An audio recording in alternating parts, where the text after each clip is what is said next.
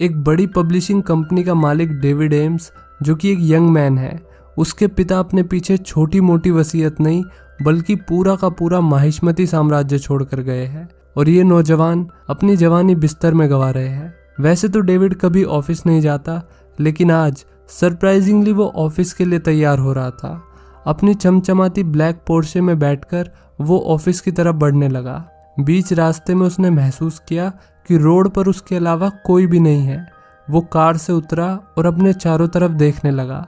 जैसे लॉकडाउन में गली के कुत्तों का हाल हुआ था, वैसे इस वक्त डेविड का हाल हो रहा था। वो पागलों की तरह इधर उधर भागने लगा। तभी उसकी आंख खुलती है। ये तो बस एक बुरा सपना था। सब कुछ पहले की तरह हो रहा था, बस इस बार एक चीज अलग थी। जूली जियानी, डेविड की दोस्त कम महबूबा, वो डेविड के लिए पागल थी। आखिर हो भी क्यों ना, जब डेविड न्यूयॉर्क मैगजीन के सबसे खूबसूरत नौजवानों की लिस्ट में शामिल था। उसके पैसे और लुक्स के पीछे अब तक 12,000 प्रपोजल आ चुके थे। जूली भी उसकी गर्लफ्रेंड नहीं थी, लेकिन वो मन ही मन डेविड से बहुत प्यार करती थी। मिस्टर एम्स 51% शेयर अपने बेटे के लिए और 49% शेयर बोर्ड मेंबर्स के लिए छोड़ के गए थे। ये बोर्ड मेंबर्स ही कंपनी को चलाते थे और इन्हें डेविड से कुछ खास लगाव नहीं था। इन सब के बीच उसका एक दोस्त भी था, ब्रायन, जो अक्सर उससे जेलस रहता था क्योंकि डेविड उसकी ड्रीम लाइफ जी रहा था। उसकी क्रश जूली जियानी के साथ एंजॉय कर रहा था। ब्रायन के लिए सब डाइजेस्ट करना थोड़ा मुश्किल था। डेविड हाल फिलहाल जेल में अपने साइकोलॉजिस्ट को ये सारी स्टोरी सुना रहा था। उस पर मर्डर का चार्ज था, जो उसके हिसाब से कभी हुआ ही नहीं था। डेविड को लगता था कि कंपनी का पूरा कंट्रोल लेने के लिए बोर्ड मेंबर्स उसे फंसा रहे हैं। डॉक्टर मैकेबे उसे मास्क हटाने के लिए कहते हैं, पर वो उनकी बात नहीं सुनता। अभी भी बहुत सी बातें डेविड ने अपने अंदर दबा कर रखी हुई थी। जैसे ही डॉक्टर मैकेबे ने उससे प्यार का जिक्र किया, वो अपनी यादों में खो गया। यादें जिनमें वो खुश था। डेविड के घर पे उसका बर्थडे सेलिब्रेशन चल रहा था। तमाम तरह के बड़े लोग वहां पर मौजूद थे। उस रात उसका सबसे अच्छा दोस्त ब्रायन अपने साथ एक लड़की को लेकर आया, सोफिया सेरेनो। पहली ही मुलाकात में वे दोनों चुंबक की तरह एक दूसरे की ओर खींचने लगे। डेविड की माशूका जूली जियानी भी बिन बुलाए पार्टी में आ पहुंची थी। वो लगातार कोशिश करती रही कि डेविड को अपनी ओर खींच सके और डेविड लगातार उससे पीछा छुटाने की कोशिश करता रहा। वो जूली से पीछा छुटाने के लिए सोफिया की मदद लेता है। वे दोनों पार्टी से निकलकर सोफिया के अपार्टमेंट में जाते हैं, जहां डेविड को पहली बार घर जैसा महसूस हुआ।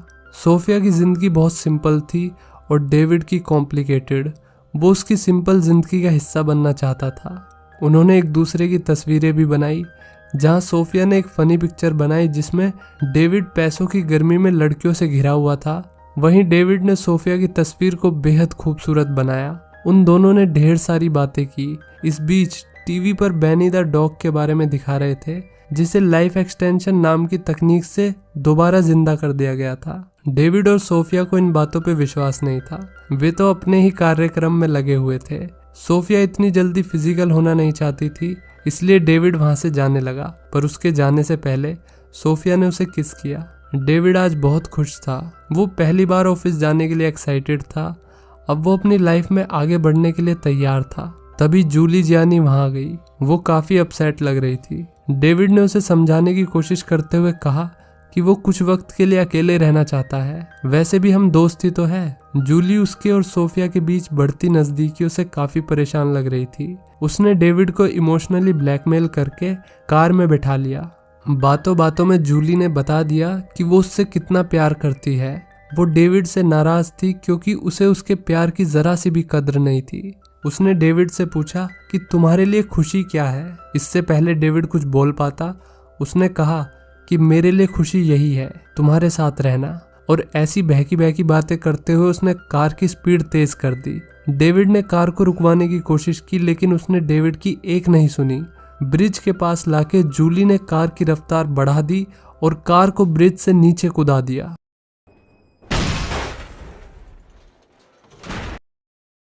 साढ़े 3 हफ्ते कोमा में रहने के बाद डेविड होश में आया। इस हादसे के बाद उसकी जिंदगी पहले जैसी नहीं रही थी। उसका चेहरा खराब हो चुका था, वही चेहरा जिसे न्यूयॉर्क मैगजीन में सबसे खूबसूरत चेहरे का दर्जा मिला हुआ था। उसका एक हाथ भी परमानेंटली डैमेज हो चुका था। डेविड को पैसे की चिंता नहीं थी, वो हर तरह की सर्जरी के लिए तैयार था, मगर ऐसी कोई सर्जरी ही नहीं थी जो उसका चेहरा पहले जैसा कर सके। उसने डॉक्टर्स की पूरी टीम से बात की, उन्हें अपनी तकलीफ बताई, लेकिन वे उसके लिए कुछ नहीं कर सकते थे सिवाय एक चीज के। उन्होंने डेविड के लिए एक प्रोस्थेटिक मास्क बनाया जिससे उसकी फेशियल मसल्स को आराम मिलेगा। ये डेविड के लिए किसी मजाक से कम नहीं था। कुछ टाइम तक खुद को दुनिया से छुपाने के बाद उसने फाइनली सोफिया से मिलने की हिम्मत की। सोफिया उसे देखकर एक ही वक्त पर खुश भी थी और दुखी भी। डेविड ने उससे बाहर चलने के लिए पूछा और उसने हाँ कह दिया। वो इस वीकेंड पर जाने वाले थे। डेविड काफी एक्साइटेड था। इसी बीच उसने कॉनन के शो पर बेनी द डॉग को देखा, जो 3 हफ्ते बर्फ में रहने के बाद वापस जिंदा हो गया था। वीकेंड पर वे लोग क्लब में मिलते हैं। डेविड वहां पर प्रोस्थेटिक मास्क लगाकर आया, जिसे देखकर सोफिया थोड़ी परेशान हो गई और बाथरूम के नाम पर वहां से खिसक ली। ब्रायन ने उसे मास्क उतारने के लिए कहा, मगर डेविड ने उसकी बात नहीं मानी। थोड़ी बहस होने पर डेविड वहां से चला गया और शराब पीने लगा। सर्व करने वाला बंदा उससे आंखें नहीं मिला रहा था। डेविड को यह बात बुरी लग गई। वो उससे भी लड़ने लगा। उसने खूब शराब पी और दूर से ही ब्रायन और सोफिया को देखता रहा। डेविड ने सोफिया को वो रात याद दिलाई जब वो पहली बार मिले थे। सोफिया उससे कुछ कहना चाह रही थी, मगर उसने कुछ कहा नहीं। डेविड के बार बार पूछने पर उसने बस इतना ही कहा कि मैं तुम्हें अगले जन्म में बताऊंगी जब हम दोनों कैट्स होंगे। डेविड को सोफिया की इन्हीं बातों से प्यार था, मगर सोफिया को उसकी हरकतें पसंद नहीं आ रही थी। वो और ब्रायन उसे बीच सड़क पर छोड़कर चले गए क्योंकि वो बहुत ही ज्यादा नशे में था। उसे ऐसा लग रहा था कि उसकी पीठ पीछे ब्रायन और सोफिया रंगरलियां मना रहे हैं। ये सब सोचते हुए वो बेहोश हो गया। अगली सुबह सोफिया ने उसे उठाया और बताया कि वो पुराने डेविड को खोना नहीं चाहती। डेविड ने कहा कि मैं अभी भी वही डेविड हूँ। न जाने आज ऐसा क्या हुआ कि सोफिया अचानक उसकी जिंदगी में आ गई, उसे पूरी तरह से एक्सेप्ट करके। जेल में बैठे बैठे डेविड उसकी तस्वीर बना रहा होता है। वो सिर्फ उसे ही दिख रही थी। डॉक्टर उससे एली के बारे में जानना चाहता है, जिसे वो कल रात नींद में पुकार रहा था। आखिर कौन है ये एली? क्या उसकी पुरानी गर्लफ्रेंड या फिर कोई और? डॉक्टर उसे दिमाग की नसों पे जोर डाल के याद करने के लिए कहता है। वो डेविड के मास्क से भी परेशान था, क्योंकि उसकी फाइल के हिसाब से डॉक्टर्स को एक तरीका मिल गया था उसका चेहरा ठीक करने का। उसने ये बात डेविड को बताई कि इस मास्क के अंदर तुम्हारा चेहरा एकदम परफेक्ट है, लेकिन डेविड ये मानने के लिए तैयार ही नहीं था। लेकिन उसे कुछ बातें याद आ गई, जैसे कि डॉक्टर का उसे कॉल करना और उसे बुला के बताना कि उन्हें जर्मन डॉक्टर की मदद से तुम्हारे चेहरे को सही करने का तरीका मिल गया है। ये सब डेविड के लिए काफी अनरियल था। वही डॉक्टर जो पिछले हफ्ते तक सीधे मुंह से बात नहीं कर रहे थे, अचानक उन्हें सब कुछ ठीक करने का तरीका मिल गया। उन्होंने डेविड पर सर्जरी परफॉर्म करी, उसके टूटे हुए जबड़े को जोड़ा, उसकी नर्व्स को रिकंस्ट्रक्ट किया। उसकी सर्जरी सक्सेसफुल रही, फिर भी उसने प्रोस्थेटिक मास्क नहीं हटाया। उसे डर था कि न जाने इसके पीछे क्या होगा। सोफिया इस बात पर उससे झगड़ा करती है और फिर खुद अपने हाथ से उसका प्रोस्थेटिक मास्क निकालती है। उम्मीद से परे डेविड बिल्कुल ठीक हो चुका था, एकदम पहले जैसा। ये उसके लिए किसी सपने से कम नहीं था। जिंदगी अचानक से बदल गई थी, खुशियों से भर गई थी। सोफिया और डेविड साथ में बहुत खुश थे। उन दोनों की लाइफ एकदम से परफेक्ट बन गई थी।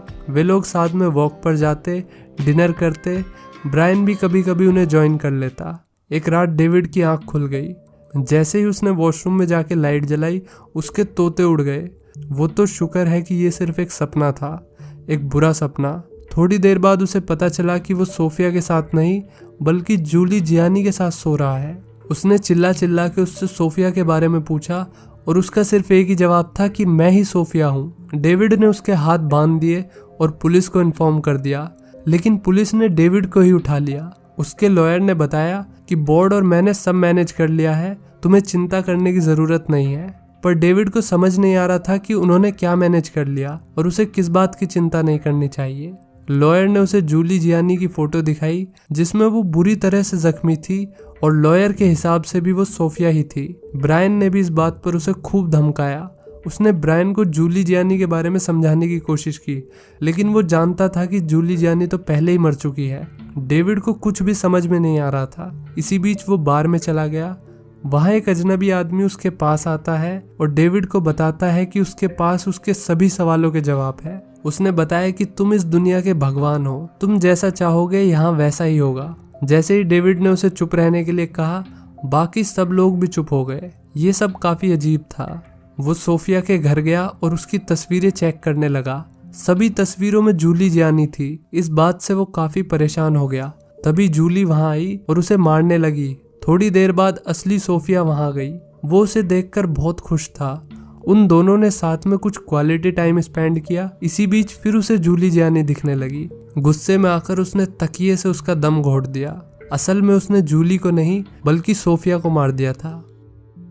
डॉक्टर मैकेबे उसकी एक ही तरीके से मदद कर सकता था, उसे बीमार साबित करके। वो डेविड से और भी जानना चाहता था मगर उसे और कुछ याद ही नहीं आ रहा था।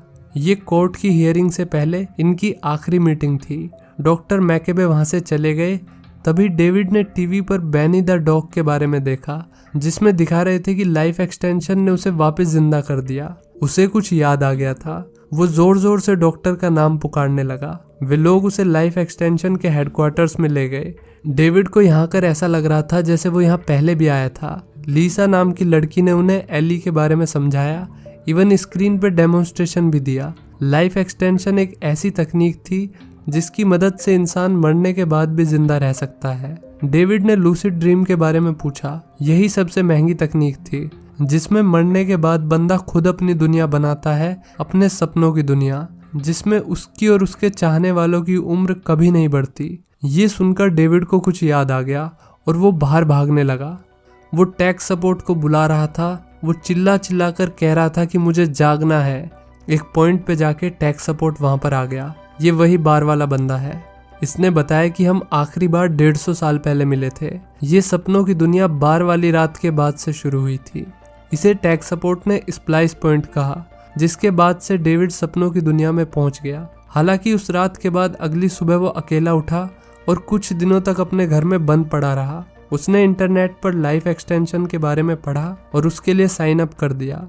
डेविड को हमेशा लगता था कि कोई तो मरा था, सोफिया नहीं लेकिन कोई और। वो कोई और वो खुद था। उसे अब 2 ऑप्शंस दिए गए, या तो वो इसी लूसिड ड्रीम में रहे या फिर असली दुनिया में जाग जाए, जो कि उसके समय से बहुत आगे पहुंच गई है। डेविड ने जागने का फैसला किया और उसके लिए उसे छत से कूदना था। ऊंचाई से डरने के बावजूद भी वो छत से कूद गया और आखिर में एक लड़की की आवाज़ आती है जो कहती है, अपनी आंखें खोलो। तो दोस्तों, कैसी लगी ये स्टोरी कमेंट करके ज़रूर बताइए और चैनल को सब्सक्राइब कीजिए फॉर मोर वीडियोस।